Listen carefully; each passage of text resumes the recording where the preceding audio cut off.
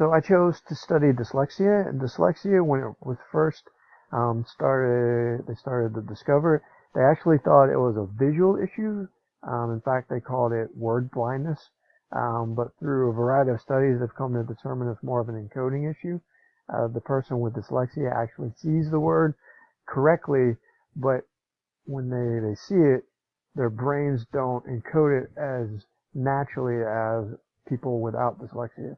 In fact, according to brain scans, when somebody with dyslexia looks at words on a page, a different part of their brain fires up than somebody that looked at the same page who did not have dyslexia. And so they've discovered that there are a couple of techniques that you can use to help students to overcome and, to a certain extent, rewire how their brain functions when they look at words. One of those techniques is called intensive multisensory language intervention, which I was not able to find an app for that wasn't on the Apple Store. And the other is assistive technology, which is where I'm going to focus.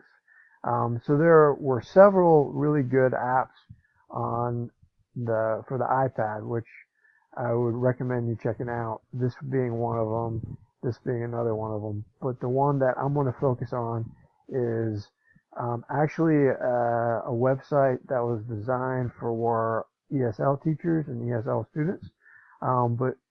And through my research, what I found was that several of them mentioned using audiobooks in order to help students to be able to read more effectively and have better comprehension of what they read, and to actually become better readers and encode better through listening and reading at the same time, which goes back to the multisensory language to a certain extent. And so with this website, what you can do is you can come and you can find any number of audiobooks that you're interested in. There's loads and loads of them. And whenever you find one that you're interested in, one that you want to read, you click on it, and it gives you a blurb about what it's about, and it kind of gives you some other ideas of things that you might be interested in as well. But if you find what you want to read, you click on index, and then it breaks it down into the chapters, and then you choose the chapter, and there's a choice that they can make. They can choose to have it read at a faster listening speed or at a slower listening speed. And so if they choose, Chapter 1.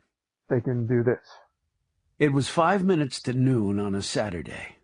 The streets of...